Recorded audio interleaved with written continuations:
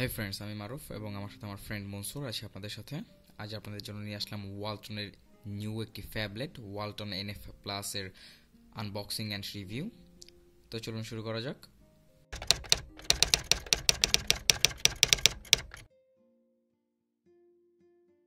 যেহেতু এটি একটি ফ্যাবলেট, তো দেখতেই পাচ্ছেন এর বক্সটি বেশ বড় আকৃতির। বক্সটি খোলার পর প্রথমে আপনি ফ্যাবলেটটি পাবেন।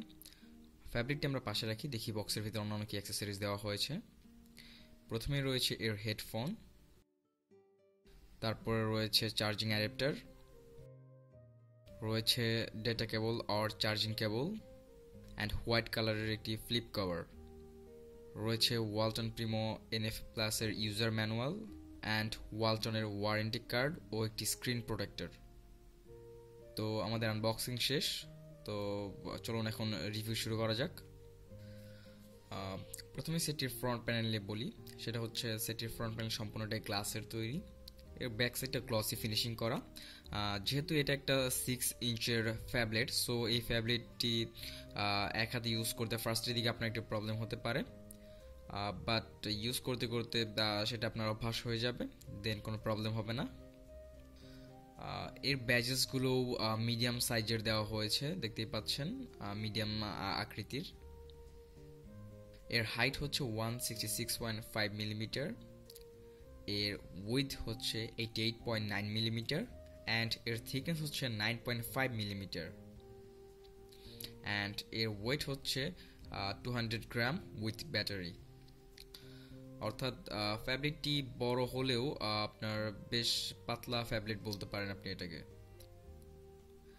আর মেইনলি আপনি এটাকে একটা ইবুক রিডার হিসেবে ইউজ করে সবচাইতে বেশি মজা পাবেন। আপনি এর মধ্যে বিভিন্ন ইবুকস অর ভিডিও দেখতে পারেন, সেই জন্য মেইনলি এটাকে ইউজ করতে পারেন।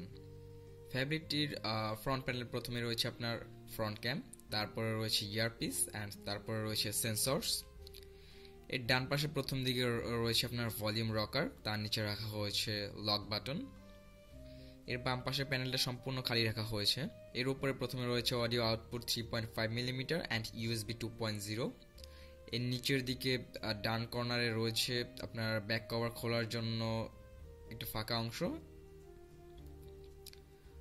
এর পিছনে প্রথম দিকে রয়েছে আপনার 5 মেগাপিক্সেলের ক্যামেরা, তার নিচে রয়েছে এলইডি ফ্ল্যাশ লাইট, মাঝখানে রয়েছে ওয়ালটনের লোগো, সর্বশেষে রয়েছে প্রিমো এনএফএল লোগো, দেন লাউড স্পিকার।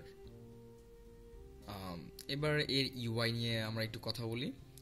এর ইউআইটি বেশ ভালো স্মুথ।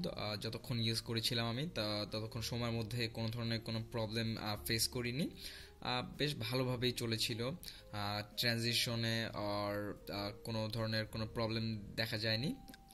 এর অ্যাপস ওপেনিং টাইমও মোটামুটি ফাস্ট অ্যান্ড আপনি বেশ ফাস্ট, আর ইউজার ইন্টারফেসটি বেশ ভালো। আইকনসগুলো বেশ কমন আইকনস অ্যান্ড দেখতেই পাচ্ছেন স্মুথ, কোনো ল্যাগ নেই অ্যান্ড অবশ্যই বেশ ফাস্ট বলা চলে। আর এর টাচ রেসপন্সও বেশ ভালো।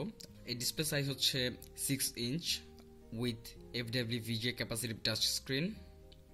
ডিসপ্লে রেজুলেশন হচ্ছে 854x480 পিক্সেলস অ্যান্ড অবশ্যই এটা একটা মাল্টি টাচ ডিসপ্লে। এর অপারেটিং সিস্টেম হচ্ছে অ্যান্ড্রয়েড 4.4.2 কিটক্যাট। আর আপনারা এটা টোটাল দুইটা কালার পাবেন, একটা হচ্ছে হোয়াইট যেটি আমি বর্তমানে ইউজ করতেছি অ্যান্ড আরেকটা হচ্ছে ব্ল্যাক কালার। এবার এর ক্যামেরায় আসি।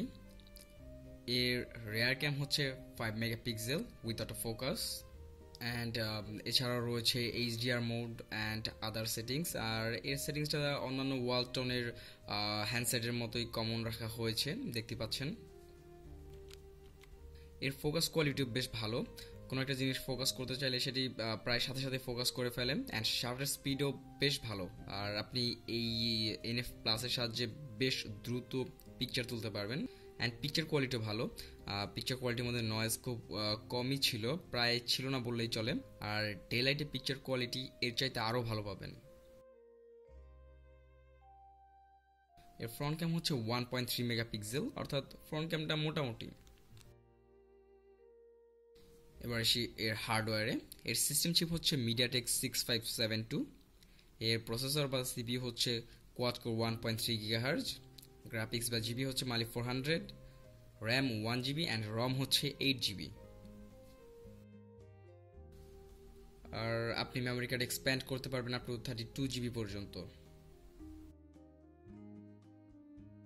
আর বরাবর মতোই এর মধ্যে দেওয়া হয়েছে ওটিএ অর্থাৎ over the air. So Walton যদি কোনো অফিসিয়ালি আপডেট ছাড়ে তো সেই ক্ষেত্রে হয়তো আপনি এটাকে আপডেট করে নিতে পারবেন। আর এর অডিও সিস্টেমও ভালো, মোটামুটি বেশ ভালো। এর মধ্যে টোটাল 4টা সেন্সরস আছে: proximity sensor, accelerometer sensor, light sensor and hall sensor.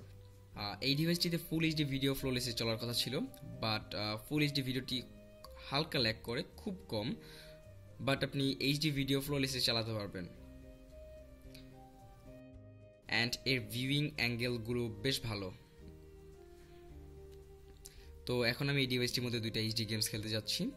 আপনারা হয়তো গেম প্লেটি দেখলেই বুঝতে পারবেন যে গেমসগুলো কি ল্যাগ করে না করে না। তো চলুন শুরু করি। প্রথমে আমরা যে গেমসটা খেলতেছি সেটা হচ্ছে লিওস ফরচুন। গেমসটি বেশ ভালোভাবে চলতেছিল, বাট আমার কাছে কেন যেন না গেমসটা একটু স্লো মনে হচ্ছিল, মানে কাজটা একটু পরে করতেছিল, অর্থাৎ খুবই হালকা ল্যাগ করে, অতটা বেশি না। মানে আপনি এই গেমসটি মোটামুটি বেশ ভালোভাবে খেলতে পারবেন।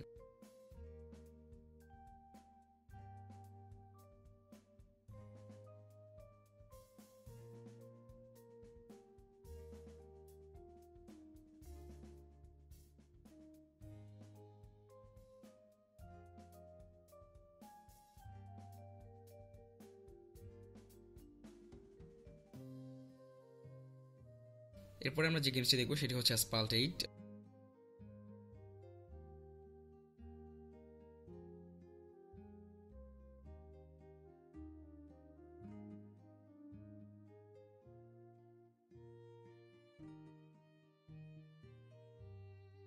এই গেমসটিও বেশ ভালোভাবে চলছিল, বাট মাঝে মাঝে আপনার হালকা একটু ল্যাগ করে,